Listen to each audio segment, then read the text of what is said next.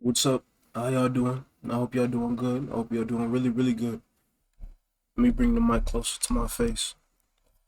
For anybody who does not know me, my name is Mass Vagabond. My real name is Ramon Taylor, you know what I'm saying? Ramon D. Taylor, for any of the One Piece watchers out there. So, let me pull up my notes, because I already got a whole script for this video ready. So, these are a lot of turnoffs for women. Not a lot, but I only say this because I've experienced these myself. And for anybody who's new here, no, we do not have our content mostly circled around women. No, okay, we're not red pill. We don't do that. So, number one, a lack of leadership. Sometimes a woman wants to be able to turn her brain off around a man that she's fucking with, around her man. Whether it's a one night stand or whether it is her boyfriend. Sometimes she just doesn't want to think. Sometimes she doesn't want to make a decision. Sometimes she wants you to make those decisions. Because sometimes that makes her life a little bit easier. All right?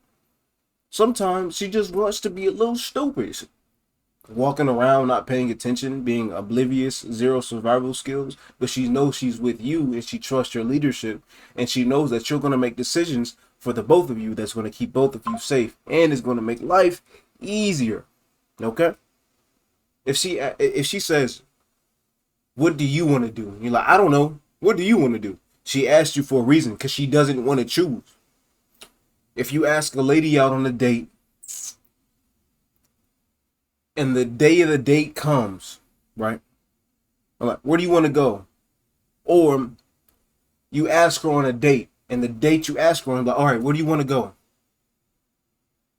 No. See, that could work in some scenarios, in some situations, right? But what you want to do at first, right, or all the time, is listen. I have I have this option, this option, this option, and this option. Which one do you want to do? Okay, you want to do this option? All right, I'll be there at this time. Okay, sometimes shit, if you really got it like that, you can be like, all right, wear this because I'm gonna be wearing this, so you know we can match. All right, don't be late. I'm gonna come pick you up. Be outside by this time. We're gonna do this, and that, and we should be home by this time. But just plan out the whole day so she feels cool, right? Because you don't want to get ass on a date and then you don't know where the fuck y'all going. Fuck we doing? So this is number two. The lack of drive. See, a lot of people do this. They don't fall in love with the person, but they fall in love with the person could be, right? People falling in love with potential. And this happens a lot when people see drive in people. Drive attracts others. A sense of purpose attracts others because it's like, goddamn, you are on your shit. This nigga in this person is in their bag. This person is in their bag, and I want to be in it with them, right? Their life looks so good, and they look like they're about to build such a fine life. I want a part of that. I want to be underneath their wing. But when you don't have that, when you a bum ass nigga asking your girlfriend for weed and asking to use her car and you on your ass all day and you ain't got no lack of drive, she might stay with you, yeah. Best believe she getting dicked down by somebody who probably wants a life for themselves. Who knows? You know what I'm saying? Like, and it's painful, especially if your woman has watched your drive die. She watched your drive for training die. She watched your drive for your hobby die. All of that, bro. I'm telling you, she's gonna be drier than the Sahara Desert. There will be no desert, bro. It'll just be fucking sandpaper and rocks. All right, down there. She might get so dry it might fuck up her pH balance. That's how much she gonna not fuck with you. All right. Now, is she gonna stay with you? She's gonna try to, "Hey baby, how about we go to the gym?" She's not going to tell you directly if she's not a direct person what she wants you to do, but she will hint at it. "Hey baby, how about we do that hobby you once did, fun. Hey baby, I'm going to go to the gym. Do you want to join me? Hey baby, I'm going to start eating healthier." She's going to start inviting you to do the shit you used to do, but she's not going to do it in a way that you automatically know, but it's going to be like a little undertone, right? Because that turned her on, that attracted her. When you got out of bed with so much drive, when you talk to her, "Baby, I'm gonna call you right back. I'm doing something very important. But when I'm done, I will let you know. I love you." But instead, now it's like, yeah, baby, I can do it. It doesn't really matter what I'm doing. I can do it some other time. Priorities. Some women, and I feel like it should be you first.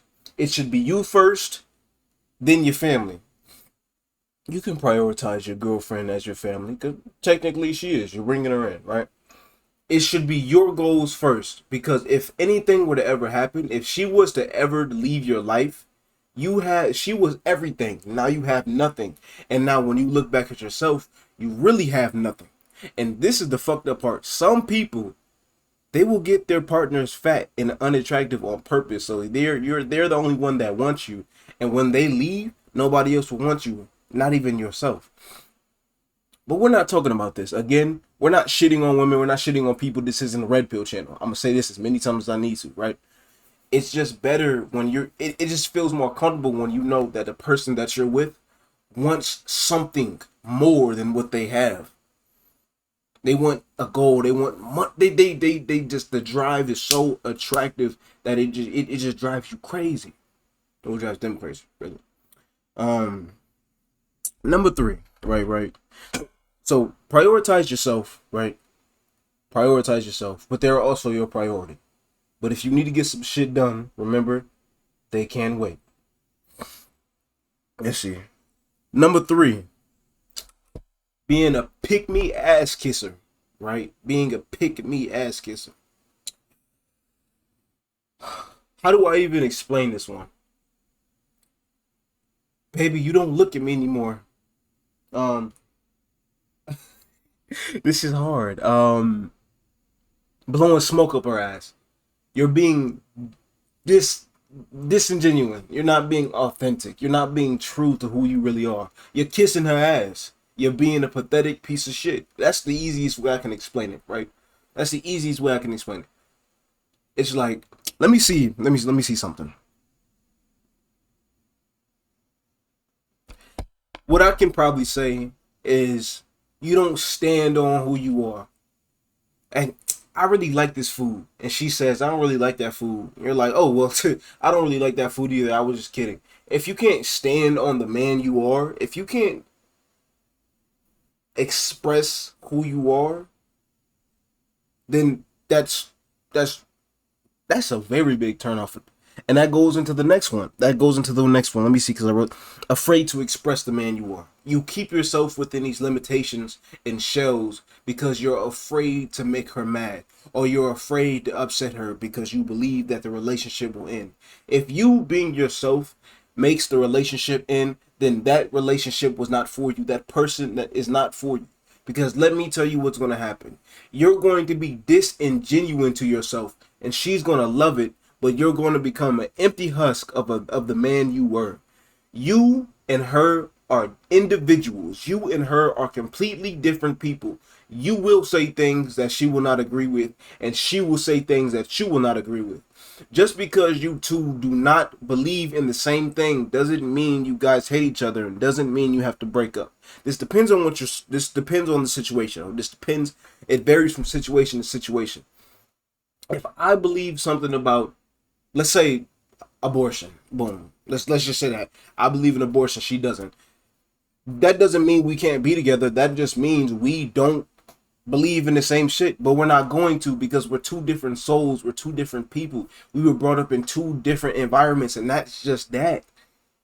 We don't hate each other because we have different opinions. If we have the same opinion about everything and we agreed on everything, we might as well not be in a relationship, because relationships have push and pull. We're going to have adversities. I would love to skip in the field of flowers with you all the time and never fight and always agree, but that's just not realistic when it comes to relationships. Now, you can have disagreements. Yes, no matter how happy the couple is, you don't have to argue, but you can have minute, small disagreements and move about your goddamn day, bro. All right?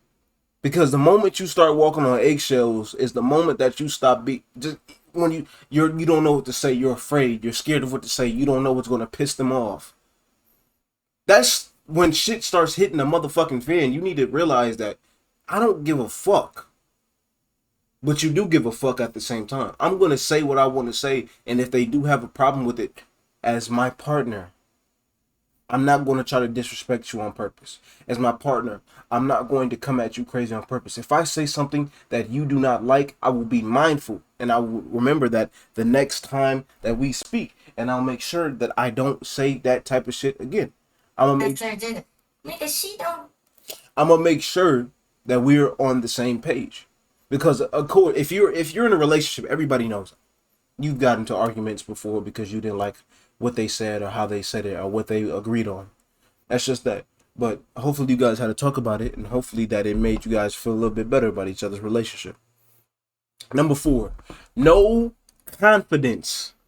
You walk around with your head down, you know, you don't believe in yourself. After a while, like let's say you hated your body, right? And you said this to your lady over and over and over and over again. That shit is going to get annoying as fuck. Okay, we've been dating for a year now, and you've been complaining about your body for a year now. All that complaining you could have been spent going to the gym and fixing your body, fixing what you do not like, right? If you ain't got no confidence, you gonna let people walk all over you. If you ain't got no confidence, you don't love yourself. How can you give love to somebody else you don't? How can you give love to somebody that you don't got love for yourself? That you don't have for yourself? It doesn't make any sense. You have to be confident. Sometimes you have to be borderline arrogant, not all the way arrogant, but confidence. And people were like, "How do I be confident about without being arrogant?" I don't know that question. I don't know that myself because I still don't know that. I don't know that, but I do know confidence isn't learned. It's unlocked. You already have confidence. Confidence isn't something you do. Confidence is something that you are. It's already in you. Most of the shit that you want to learn and that you want to know and that you want to be, you already are. It's just dug so deep behind all this insecurity and bullshit that's been taught to you. That's been taught to you. All of you have been saying negative shit about yourself for years that you start to believe it. If you repeat the same shit to yourself 3 times a day for 10 years, you're going to believe that it's true. Our mind works in a crazy fashion. So if you don't have no confidence because you keep shooting yourself down, if you start believing that, she's gonna start believing that. Because your woman is an extension of you, in some sort. You can teach her subconsciously. You can teach her. So if you don't like yourself and you keep complaining about that you don't like yourself to her, then she's probably gonna start not liking you. It goes full circle. It goes full circle, and I wish you guys would understand this. I don't give a fuck if you feel like shit. Never talk bad about yourself. Tell yourself it's okay. We can keep going. We got another chance. We're good. What's number 5? Oh no, I already did number. You fuck the numbers. We're just gonna keep going. Trying to impress her by accomplishments and materialistic achievements. You are a lady. We are out. We are in a bookstore. We're in Barnes and Nobles, and I come up to you. You should want to. I'm gonna tell you what type of car I drive. I drive the. Hold on. Hey Siri, what's the most expensive car?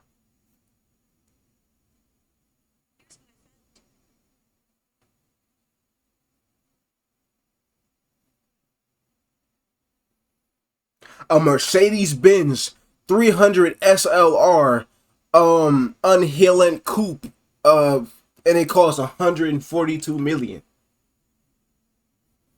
Who gives a fuck what you drive? Okay, who gives a fuck? Does it look good? Yeah. Is it comfortable? Yeah. Was it a lot of money? Hell yeah.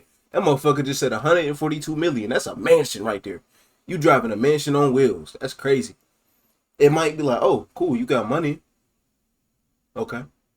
What else? Well, you should want to fuck me because I have money. Why aren't you jumping in my car? Why aren't you just trying to eat my dick in the middle of Barnes and Nobles? I told you how much I make. Why don't you want to fuck me?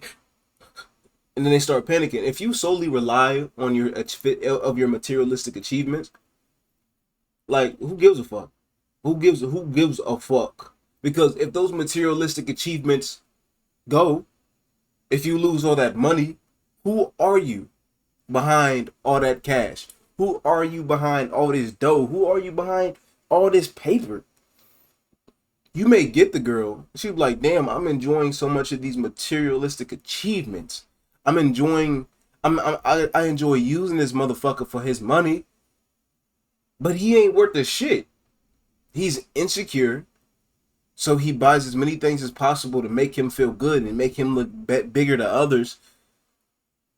His dick is weak. That's why I'm going to see this dude who doesn't have as much as he does, but he's a modest man. Dick is fire. But I get to go back to him when I need some money, when I need a new purse, when I need some new shoes, when I need this, when I need that, when I need that, when I need this. But you so insecure about trying to show off your materialistic motherfucking shit that you don't even realize. And you might realize you just don't care. If you lead with that type of bullshit, how far do you expect to get? How far do you expect to get? Let's see. What's another one? Let's see. Nah, that's it. That's it. I guess I could say like a bonus one is not passing the shit test. Because a lot of people shit test you, see what you can do, see what you don't.